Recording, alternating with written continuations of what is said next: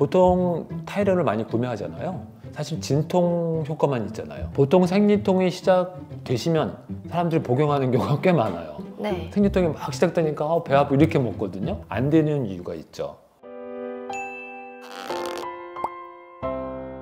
안녕하세요. 산부인과 전문의 안창훈입니다.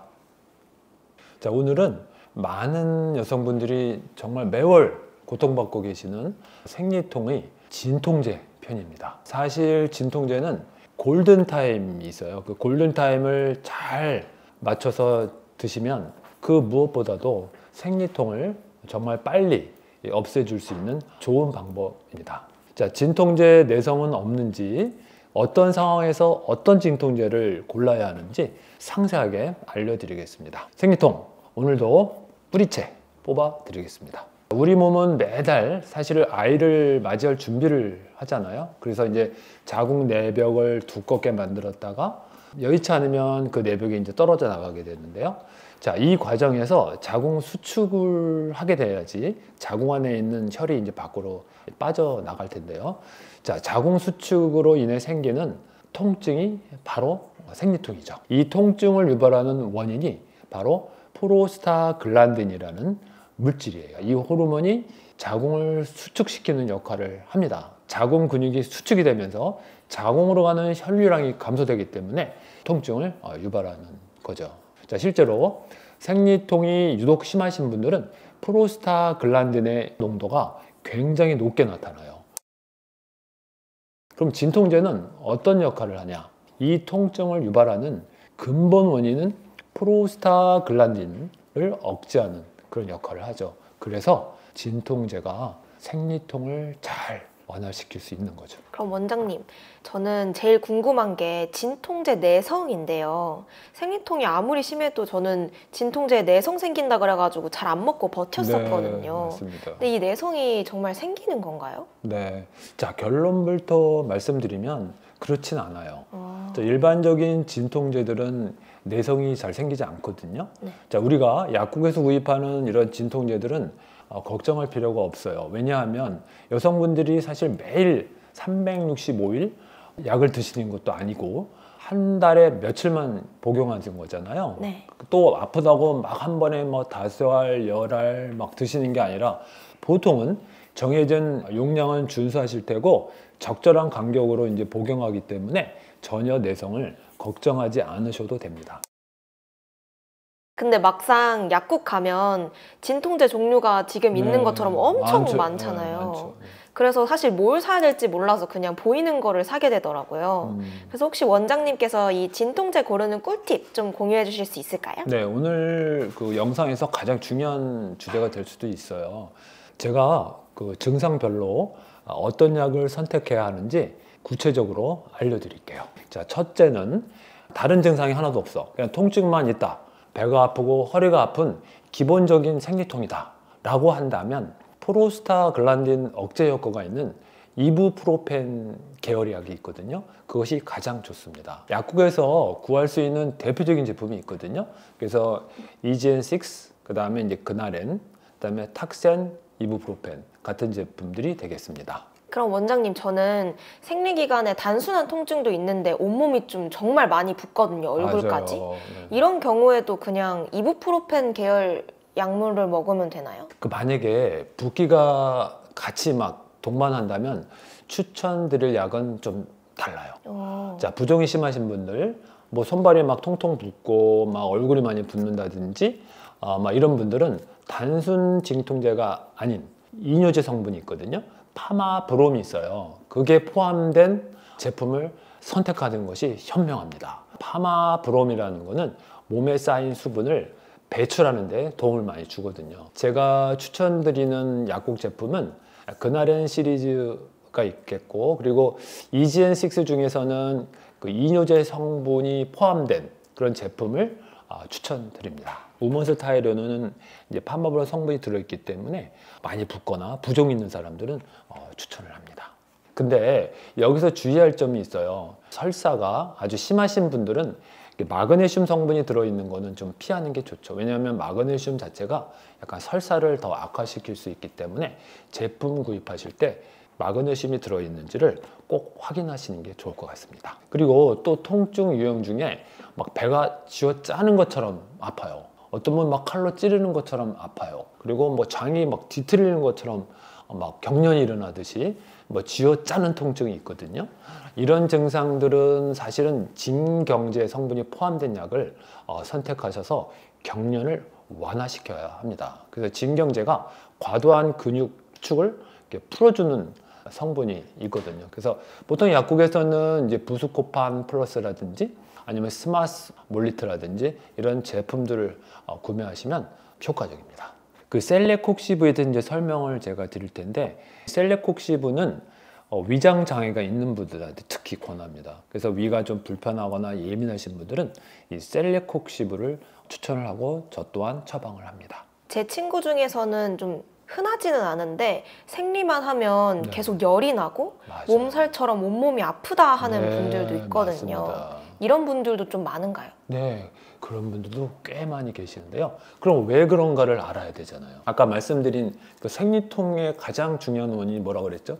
프로스타글란딘. 맞습니다. 그 프로스타글란딘이 국소적으로 자궁에도 적용하지만 얘가 전신적으로 작용. 그래서 혈관을 타고 뇌로 간단 말이에요. 이쪽으로 머리로 가면은 두통, 그다음에 메스꺼움, 구토 이런 증상들이 일어날 수 있다는 겁니다. 두통이 심하거나 혹은 몸살 기운이 있다 이렇게 하시는 분들은 보통 타이레놀을 많이 구매하잖아요.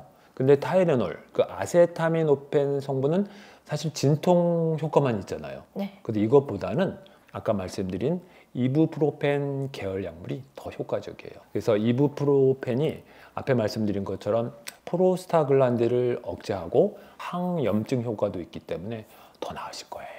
근데 이부프로펜 드실 때 주의할 점이 있어요. 공복에는 추천드리지 않아요. 위장 장애가 또 올 수 있기 때문에 평소 위장이 좀 예민하신 분들은 꼭 식후에 복용하시는 걸 추천드립니다. 이렇게 증상이랑 약 종류를 같이 알려주시니까 이제 진통제 고르는 게 훨씬 좀 쉬워진 느낌인데요. 훨씬 낫죠. 그냥 진통제 먹어라 아니죠. 맞아요.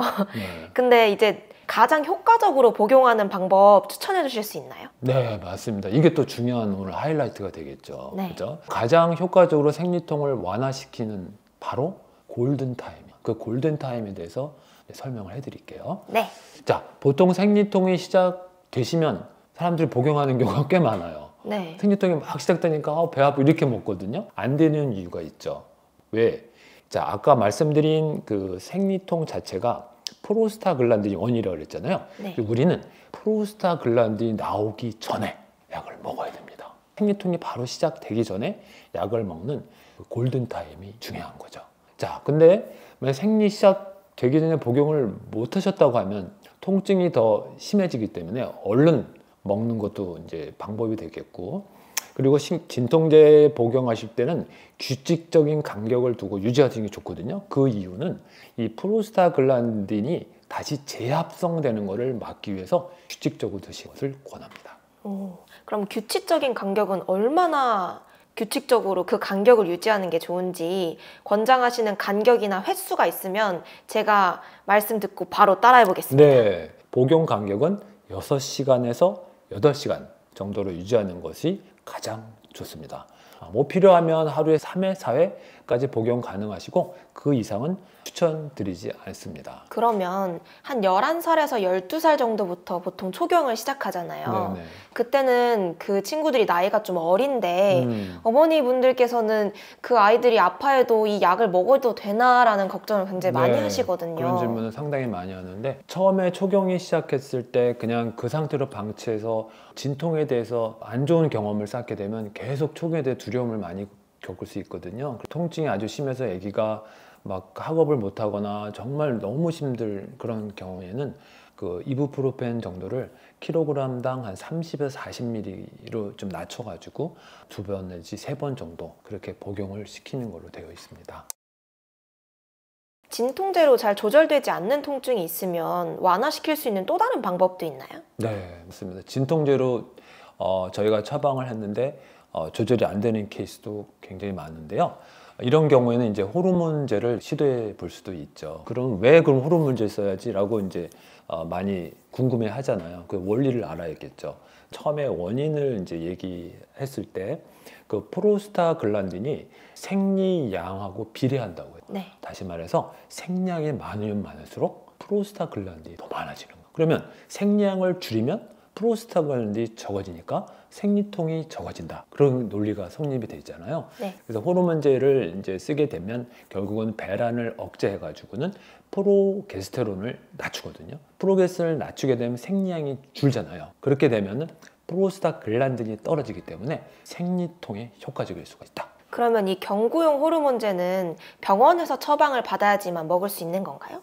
그렇지는 않아요. 그냥 일반 약국에서도 이제 구입을 할 수 있지만 어떤 특수한 케이스가 있어요. 여드름이 많이 나거나 남성화 증후군이 좀 있는 경우에는 그 남성화를 억제할 수 있는 여성 호르몬이 있거든요. 그거를 추천을 합니다. 그래서 그런 특수한 경우에는 병원 처방이 이제 중요하겠죠. 그러면 이 경구용 호르몬제 말고 또 다른 호르몬제들도 있을까요? 네, 맞습니다. 그래서 경구용 말고 요즘에 많이 쓰는 게 이제 자궁내 장치에 그 레보노게스테론이라고 하는 그 호르몬이 분비된 게 있거든요.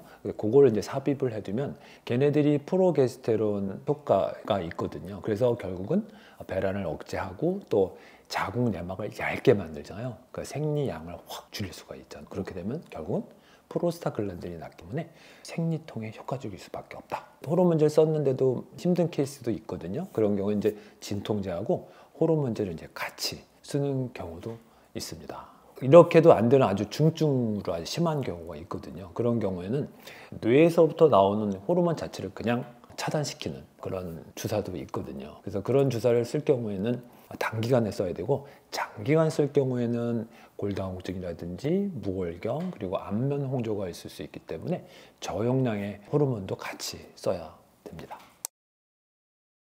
그러면 진통제로 통증이 조절되어 있지 않을 때는 호르몬제랑 같이 결합을 해서 사용하면 된다라고 좀 이해를 할 수 있을 것 같은데 혹시 호르몬제까지 사용을 했는데도 통증이 잡히지 않는 경우도 있나요? 네, 맞습니다. 어떤 방법을 써도 통증이 조절되지 않는다면 이는 단순한 생리통이 아니라고 우리가 판단을 할 수 있고요.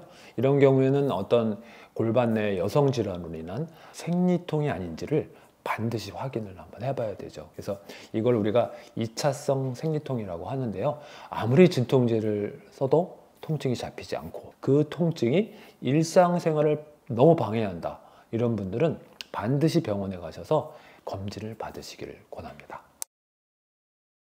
네, 그럼 오늘 내용을 정리해 드리자면 첫 번째, 생리통 약은 증상에 따라 반드시 선택을 해야 되고요. 두 번째는 반드시 통증이 시작 전에 미리 복용하는 것이 핵심입니다. 즉 진통제 골든타임 반드시 지켜야 되고요. 세 번째는 어떻게 해도 통증이 잡히지 않는다면 반드시 병원에 가서 검진을 받으셔야 되겠죠. 생리통이 점점 심해져서 진통제를 계속 늘리는 경우가 있거든요. 이런 경우에는 진통제에 대한 내성이라기보다 대부분 골반 내 질환이 존재하는 2차성 생리통으로 진행되는 경우가 많습니다. 그런 경우가 아닌데도 생리통이 심해진다면 생리통의 주 원인인 프로스타글란딘을 증가시킬 수 있는 스트레스와 만성질염, 장내세균 불균형 등의 체내염증, 그리고 중요한 자율신경의 불균형이 심해지는 경우가 원인일 수 있습니다. 아무리 진통제가 내성이 없다고 해도 매번 생리할 때마다 약에 나는 의존하고 싶지 않아요 하는 분들도 많아요. 그런 분들을 위해서 약 없이 생리통 잡는 방법에 대해서 영상도 바로 올릴 거거든요. 해당 영상 기대하셔도 좋습니다. 여성 질환과 만성 질환을 뿌리째 뽑을 수 있는 유익한 내용들을 계속 올려드릴 거고요. 자, 질환을 뿌리째 뽑는 뿌리기사 닥터루트 안창훈이었습니다. 감사합니다.